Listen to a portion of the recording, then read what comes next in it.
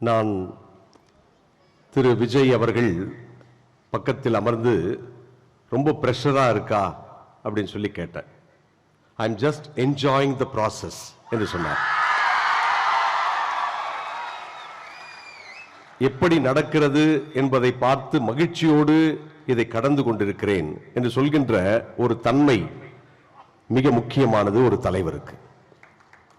அது அவரிடத்தில் இருப்பதையும், நாங்கள் பொன்னாடை போர்த்த வந்தபோது தலைகுனிந்து இறங்கி அதை ஏற்றுக்கொண்ட அந்த பணிவும் உண்மையிலேயே மிக பிடித்திருந்தது. அதே போன்று பல கட்சி கூட்டங்களை டிவியிலே பார்த்திருக்கிறேன். எவ்வளவு பேர் மேடையில் அமரலாம் என்றுதான் முண்டி அடித்துக் கொண்டு வருவார்கள்.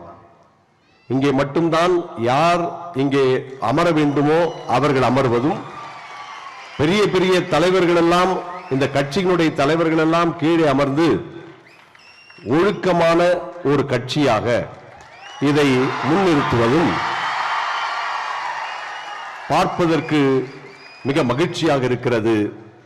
எதிர்காலம் சிறப்பாக இருக்கிறது.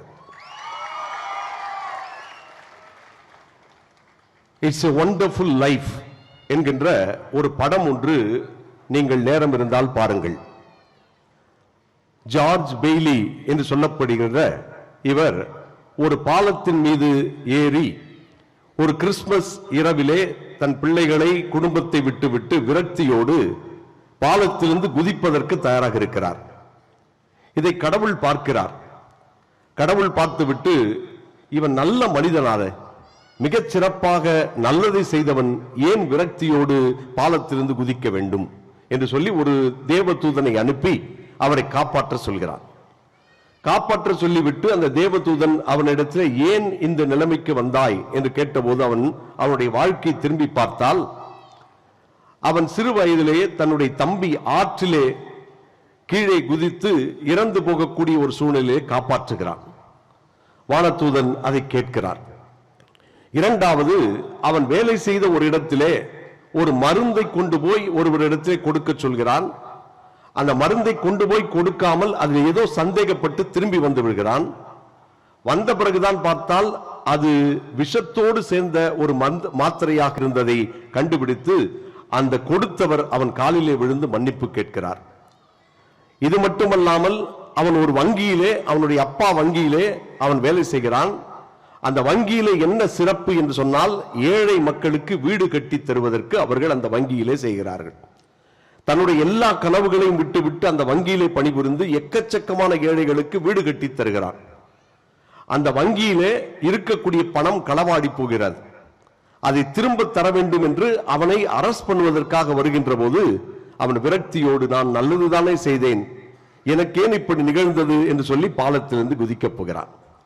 அப்பொழுது அந்த தேவதூதன் சொல்கிறான், நீ பிறக்காமல் இருந்திருந்தால் என்ன ஆயிருக்கும் என்று யோசித்து பார் என்று சொல்கிறான்.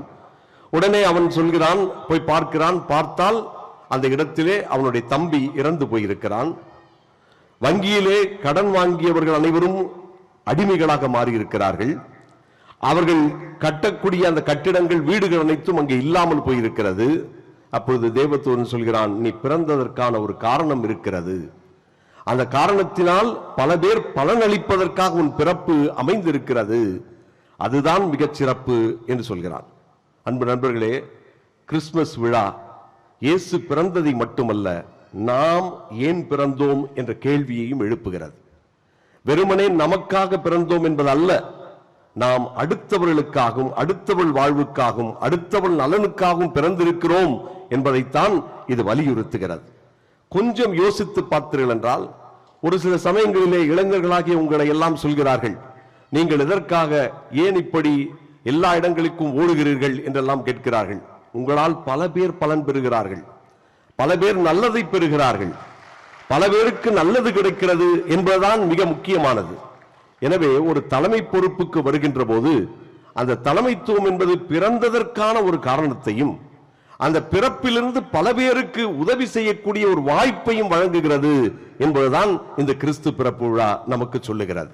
அதே நேரம் நாம் நல்லது செய்கின்ற போது அதை தடுப்பதற்கு பலவிதமான சக்திகள் உண்டு என்பதும், அந்த சக்திகளை தாண்டி தூய சக்தியாக செயல்படுவது என்பதும் தான் அழைப்பு என்பதுதான் இன்றைக்கு நமக்கு வழங்கப்படுகின்ற செய்தி. அதைத்தான் இயேசு அந்த நேரத்திலே அடிமைகளாக, ஒன்றும் தெரியாதவர்களாக, படிக்காதவர்களாக, பாவிகளாக, ஓரம் ஒதுக்கப்பட்டவர்களாக, இவர்கள் அனைவரும் எதற்கும் லாய்க்கில்லாதவர்கள் என்று சொல்லி தள்ளி பழித்தவர்கள் பக்கம் போய் நின்று பேறு பெற்றவர்கள் என்று சொல்லி அவர்கள் ஒவ்வொருவருக்கும் வாழ்வு உண்டு, சிறப்பாக வாழுங்கள், உங்களது வாழ்க்கை தான் அடுத்தவர்களை மாற்றும் என்று சொல்லி அந்த மாற்றத்தை கொண்டு வந்தது இயேசுநாதர். அதைத்தான் இன்றைக்கு கொண்டாடுகிறோம். அப்படிப்பட்ட மாற்றத்தையும் மிகச் சிறப்பான வாழ்க்கையினுடைய ஒரு அர்த்தத்தையும் உணர்ந்தவர்களாய், அதை பிறருக்கும் வழங்குகின்றவர்களாய், அதனால் இந்த சமுதாயம் மிகச் சிறப்பான ஒரு சமுதாயமாக, நீங்கள் காண்கின்ற கனவு நனவாகின்ற ஒரு சமுதாயமாக, ஏழை மக்கள் அனைவரும் உயர்ந்து நிற்கின்ற ஒரு சமுதாயமாக இது மாற வேண்டும் என்ற ஒரு ஜெபத்தோடு உங்கள் தலைவருக்கும் உங்களுக்கும் என்னுடைய வாழ்த்துக்களையும் கிறிஸ்துமஸ் பெருவிழா வாழ்த்துக்களை தெரிவித்துக் கொள்கிறேன். இது என்னுடைய வாழ்த்து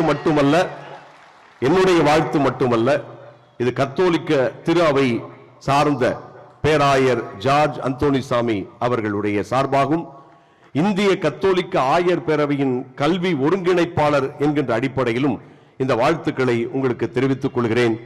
நீங்கள் இன்னும் சிறப்பாக இறைவனால் ஆசீர்வதிக்கப்பட வேண்டும், மேன்மேலும் உயர வேண்டும், உங்களது எல்லா கனவுகளும் நிறைவேற வேண்டும் என்று வாழ்த்தி விடைபெறுகிறேன். நன்றி, வணக்கம்.